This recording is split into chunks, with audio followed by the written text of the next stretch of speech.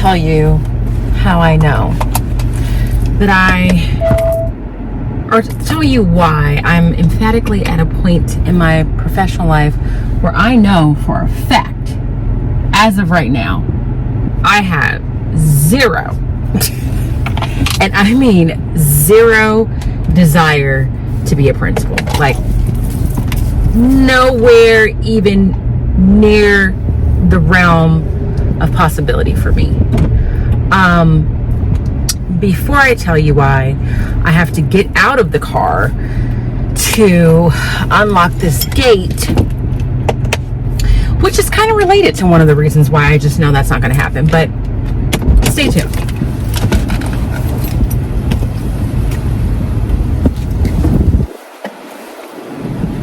I still can't tell you yet because I have to drive through the gate now and get out of the car to close and lock the gate. So just hold on for a second. That looks like one of my students at the park who shouldn't be at the park, but you know.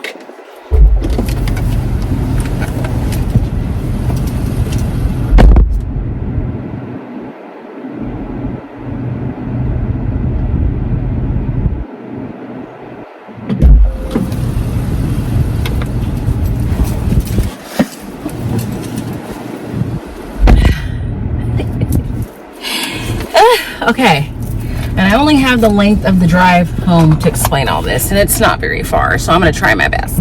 But here's how I know.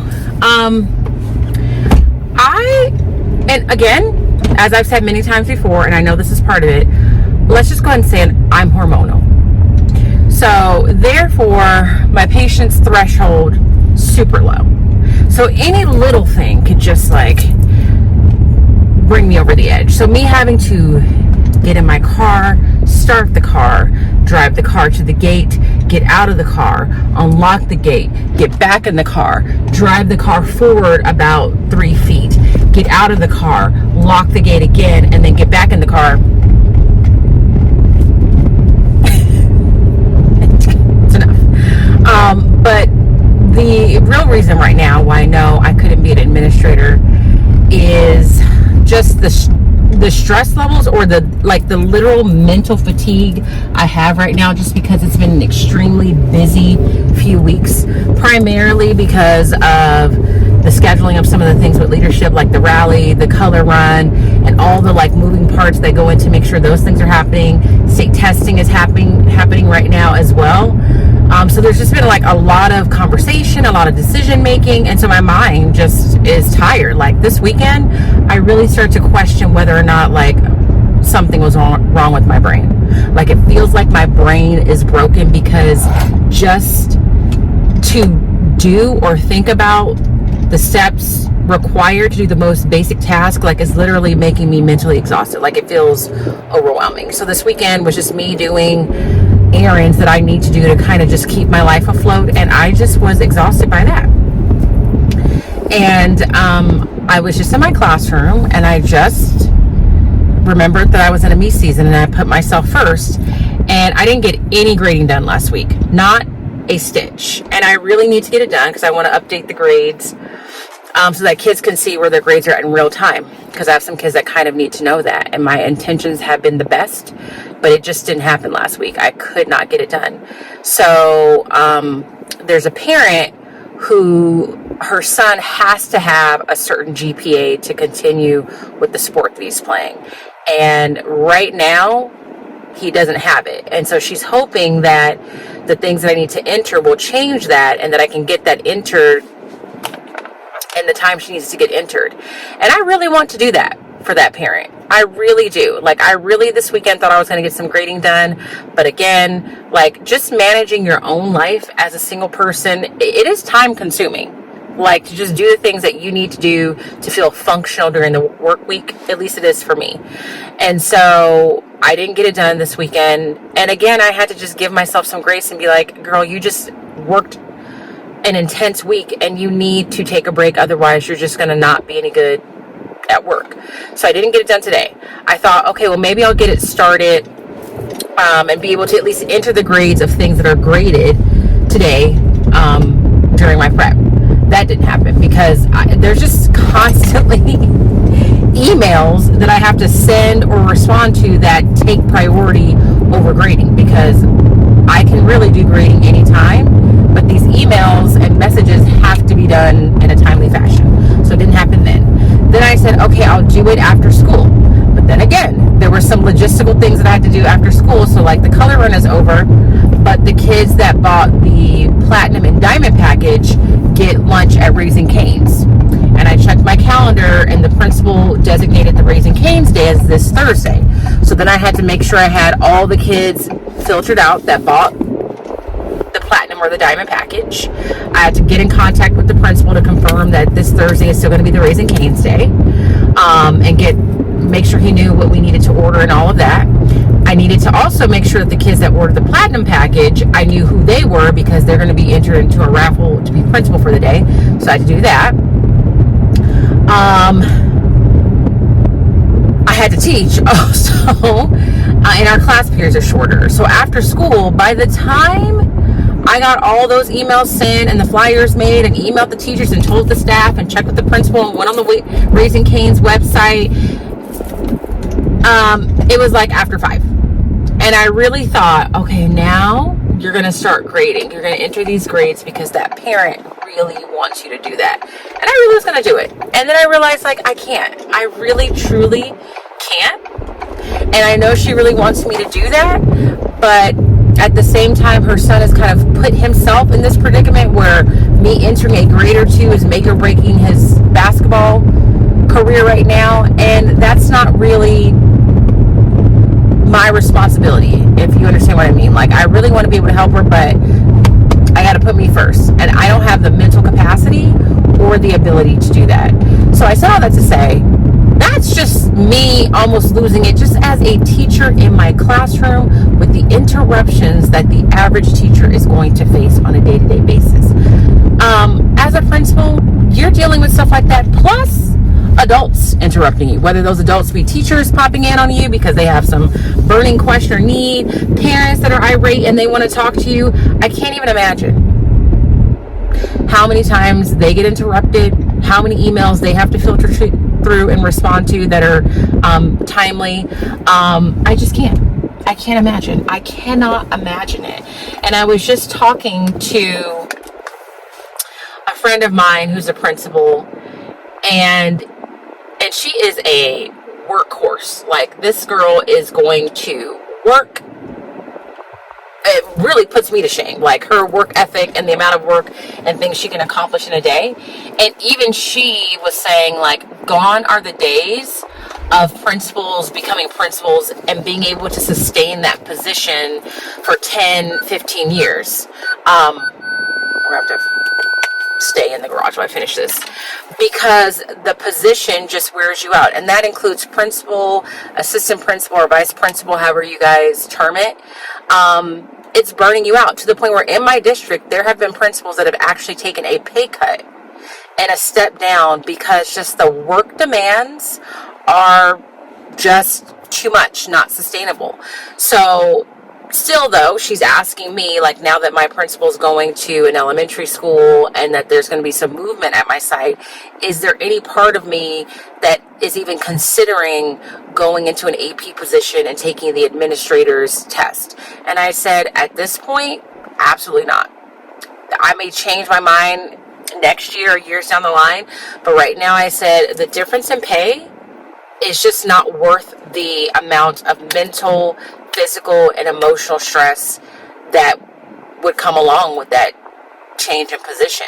Like, it's already hard enough for me as it is to feel like I'm maintaining some semblance of a work-life balance, like fitting in exercising, walking the dog, having a little bit of downtime, not working all day every day and on the weekends. And that's just me being a classroom teacher. And granted, mine is a little bit more intense, I think, just because I hold myself to a high standard when it comes to teaching. I'm never going to be one of those like, oh, I'm just going to open the book and do what's in the book. And doing leadership and really, holding myself in that class to a high standard in terms of what I want the leadership program to produce. I can't do it. Like, I couldn't do it. Like, I couldn't do it. And so Every few vlogs or so, like, people will ask in the comments, have you ever thought about being a administrator? And the answer is yes. And as I've mentioned before, there was a time where I was convinced that was the path that I was on, that was going to be something that was coming my way. And I would say in the last year or two, especially this year, it's just a hard no for me right now. A hard no. Like, which is weird to me. Like, I've told friends, like, it's weird to me because it sounds like I'm not being ambitious, which is not necessarily the norm for me. But I'm just in this place where it's like my mental health and my physical health are more important than a title or stature or, you know, me taking the steps that someone would expect me to take. And that's just kind of where I'm at. Like, when I walked out of my classroom today, I was like, there's no way.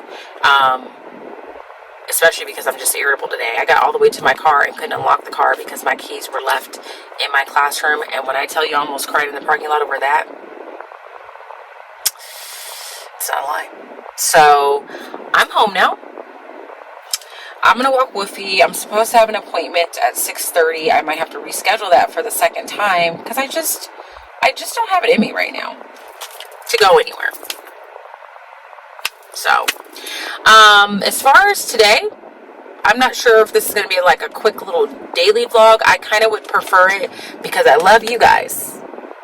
Trust me, I do. But I don't love having to edit on the weekends because that feels like work. So this might be a quick little, it's Monday, I'm never going to be an administrator vlog. We'll see. I'll decide. And then once I decide, I'll either close out the vlog or I won't. We'll see what happens. Okay. This is shipped.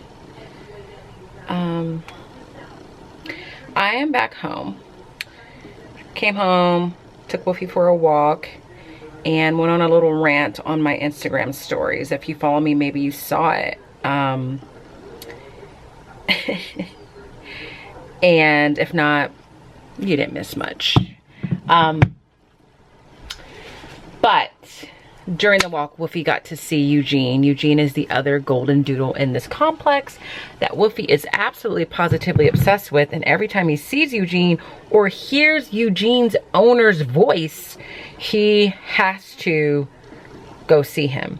And so when we were ending the walk, we were at my front door and I was unlocking the door and Eugene just walked up to the front stoop. So then of course Woofy saw him. So there's this little grass patch right by my condo. So me and Eugene's mom and dad let the two boys just tussle for a minute and play. And every time I watch Woofy play, this is not the best angle, play with Eugene, it's just funny because Woofy really is the submissive dog. Like, he puts on a big show with some dogs. Like, he'll bark at them as if he's going to do something. But when push comes to shove, whether it's certain dogs and certain people, he is very, like, timid. So Eugene was playing a little rougher than Woofy was used to, so he would just kind of lay down and like let Eugene take charge. But he had a good little tussle time with Eugene. And now I'm in the house, in my closet. I am trying to figure out what to wear tomorrow. I hate filming in the closet because the lighting is terrible, but this is just real life, you know? And the only reason I picked up the camera is because I went on my walk and it was a quiet walk. Like, when I feel super stressed, I just know it's best for me to go on a walk without like listening to anything or trying to multitask. Just like hear the sound of the birds and the wind blowing.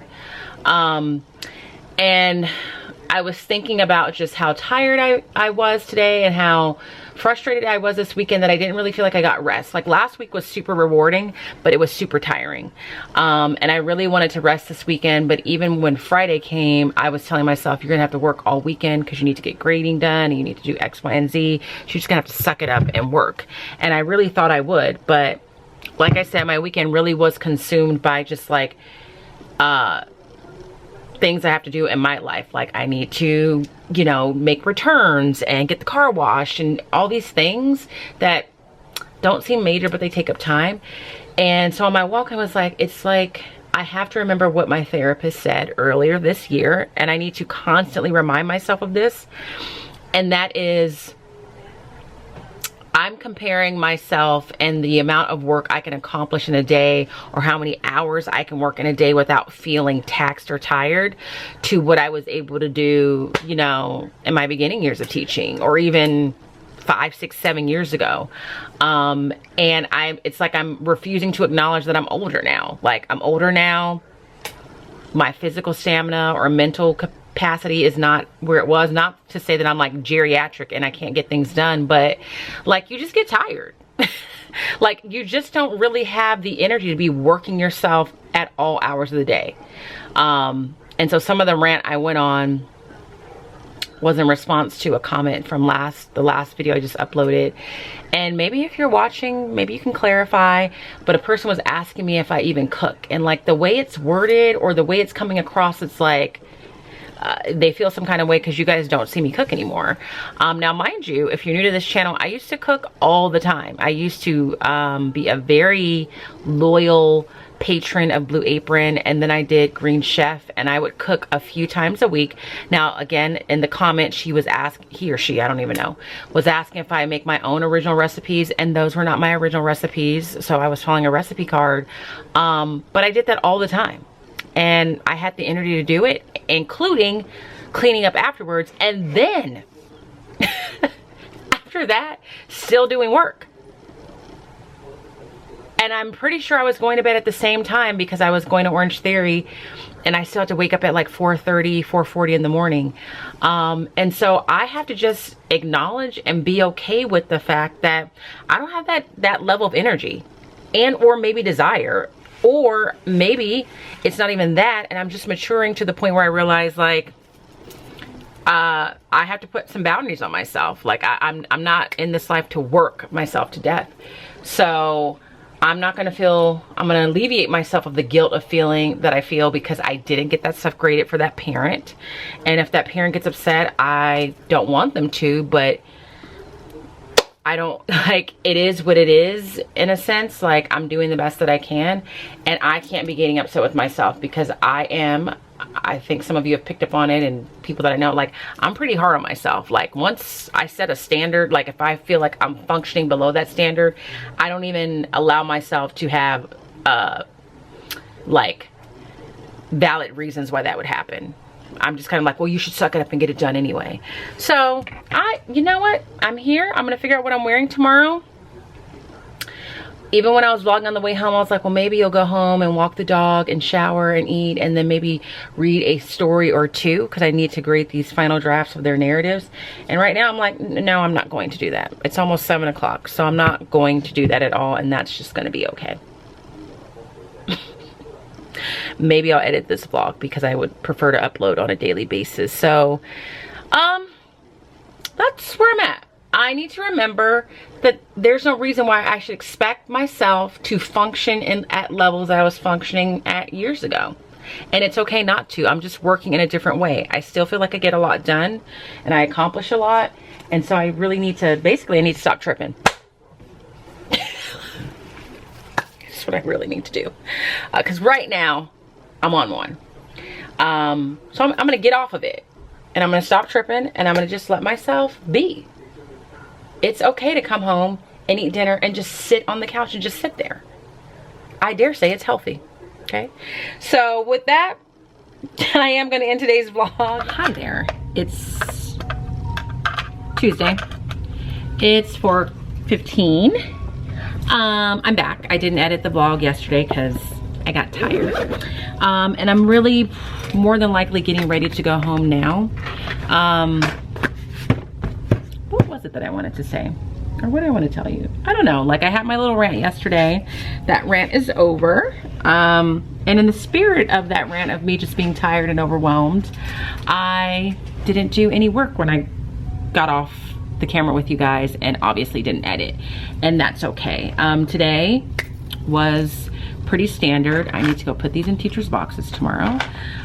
State testing is still going on. We're in week 2. 8th grade for us, there's 3 weeks of state testing.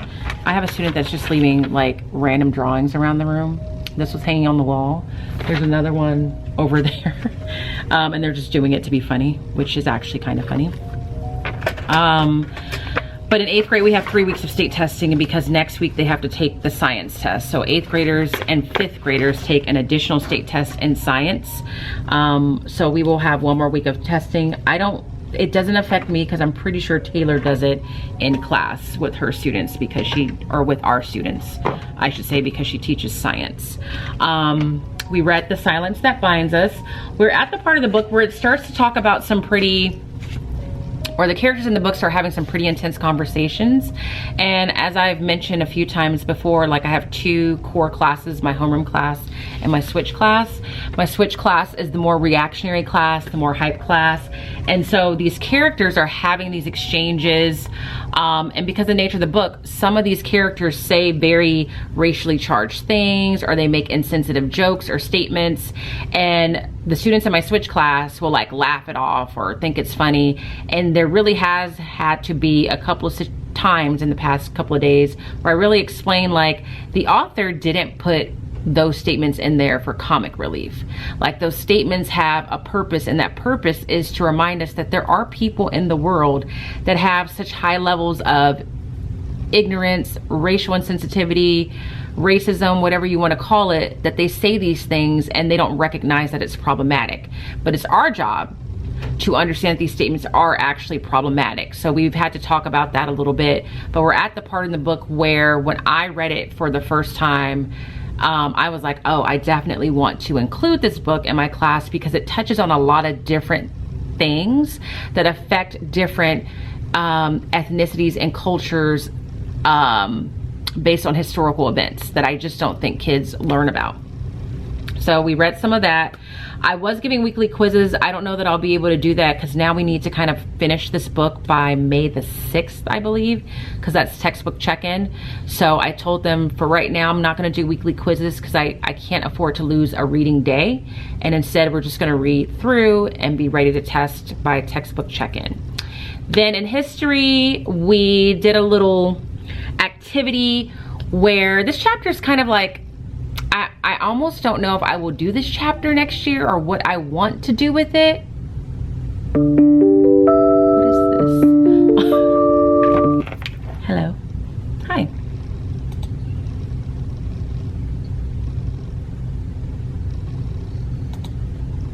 Yeah.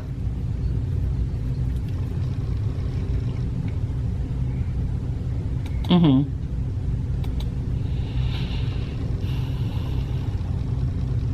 I think we kind of just need to make sure they understand we need at least an adult in B1 at all times.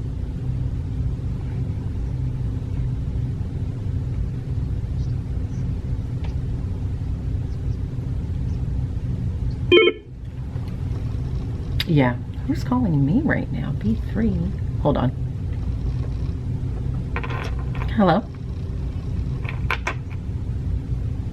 Oh, okay. Do you want me to send a leadership kid? Because I told Greg, I'm like, it's only 40 kids. Like, is it? It's 40-ish. Oh, maybe, because we've pulled some kids off.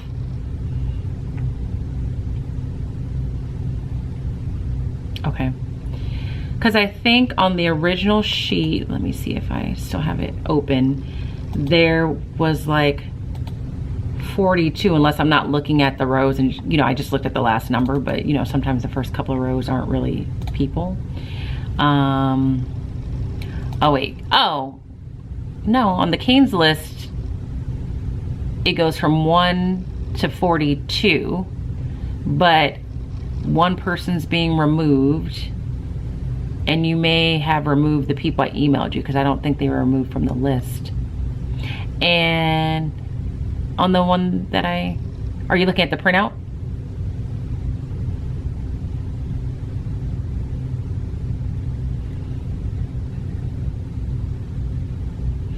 And it should be on that same spreadsheet because I just added a tab. So at the bottom you should see a tab that says Canes Kids. And okay. All right, thanks. Bye.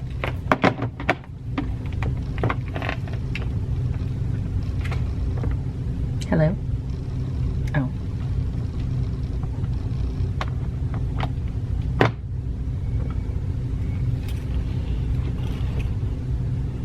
Yeah, I was like, oh, I felt like a switchboard operator. Like, look at me having her on hold.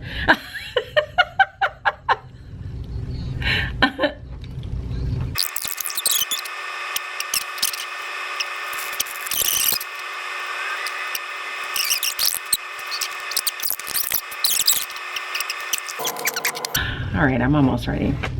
Okay, bye. Sorry, I had to talk to Taylor and another teacher.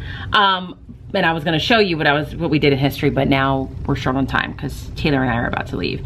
But I'm not sure what I'm gonna do with chapter 13 next year. Like, it's good for them to understand what it meant to be an American at that time, but it doesn't feel like a super meaty chapter. And so it seems like something I can condense down into like a day.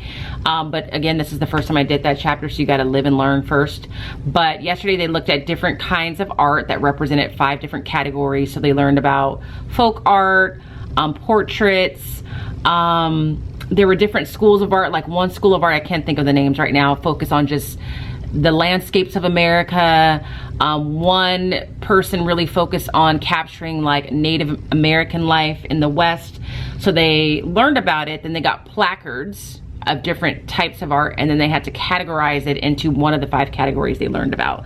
So we reviewed the answers for that today, and then we learned about music in the 1800s. And so it talked about the type of music that was played at cotillions in the North, like more formal music where they're doing those formalized dances, square dancing, spirituals, and they also talked about minstrel shows. And like, I was like, I don't know, like they're making, I don't know. I don't know that I'll ever be satisfied with how a history textbook explains things like minstrel shows. Like it definitely said it was a type of musical entertainment. It did talk about the fact that it involved white people in blackface mimicking what they believed black people did at the time.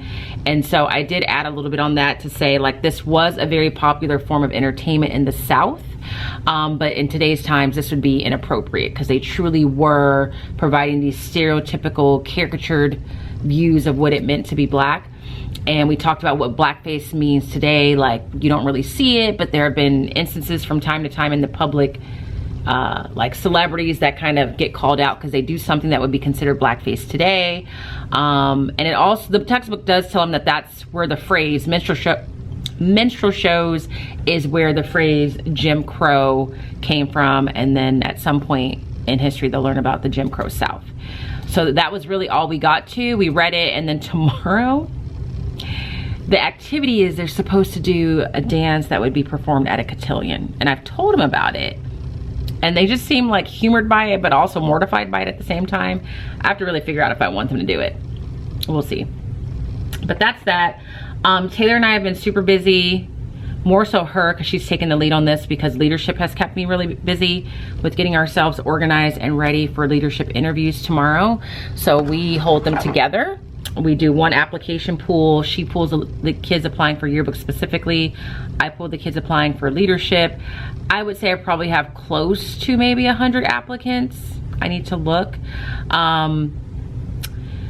And it's 2 hours, so it's task-based. They're in groups. We are one station in and of ourselves, and they come to us to do their elevator pitch.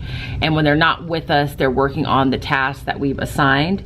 We both get about 10 kids from our current classes to help be runners, assist groups, but very minimally take observational notes on students to let us know how are they interacting in group settings, how many questions are they asking, are they friendly, are they not, any red flags they see.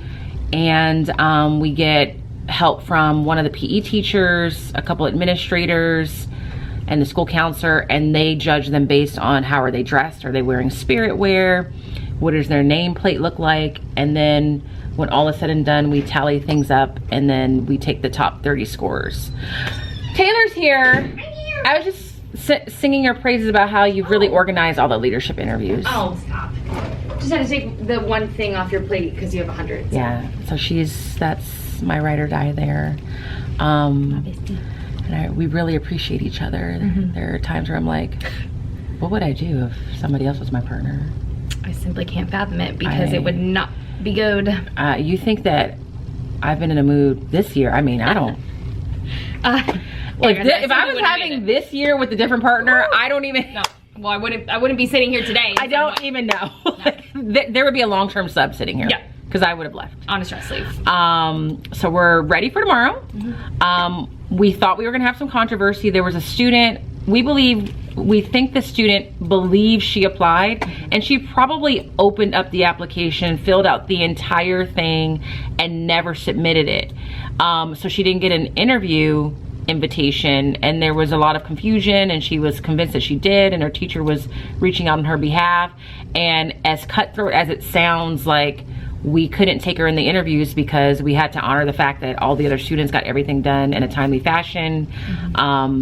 She had no recommendations at all because it was never submitted, and we thought that the mom was going to be upset with us, but everything turned out okay. So we feel bad, but we also have to be like, it is competitive. Like, how many leadership applicants? I was telling them, like, probably leadership. It was like 70 or maybe even more than that, because it's like almost 3 groups of 25. So yeah, like 75. Yeah. So I think I have 75-ish. You have what, like 50 something maybe? So it's Last year we kind did of not have that. No, we were like, anyone want to apply? So just to be fair to the kids that got everything done, and to some degree it's kind of competitive because we're only going to take 30 if that. Yeah. So I'm glad like everything worked out and there was not an irate parent in the office, because you don't want that. We don't want any. Feel bad for the girl, but yeah. We did we did a very good job of like going to all the classes, making sure they understood what they had to do to apply, that we won't take late applications, that you need teacher recommendations, and said, like, you know, if you don't get things done on time, that kind of is an indicator to us as to can you adhere to deadlines. So we feel bad, but we had a lot of very on-time applications this year. Those kids were like fully submitted, so we're like, okay, yeah, our talks worked. They worked. So we're gonna go home. We're both gonna get in the car and pretend like we're gonna work when we get home. And the chances of that happening are pretty slim. No, I'm not. I don't foresee that for me. And now I feel like I can't even check my email at home, because when I check my email at home is when I get locked out of the computer here. That might be divine intervention saying don't work at home. That's what I said. I think that's God saying don't check your email at home. You need to unplug. You don't need it. Right. So I think I'm gonna close the vlog here. So if you like this vlog, give it a thumbs up. If you appreciate the fact that I don't cook meals for myself, and that I love my packaged meals. I thought I was over it, but I'm not. Yeah. If you like the fact that I microwave my dinner every night, give it a thumbs up. If you're not subscribed, please subscribe. If you'd like to leave a comment, feel free to do so. And as always, I hope that you're well, and if you're not well, please be well. And we'll see you later. Bye.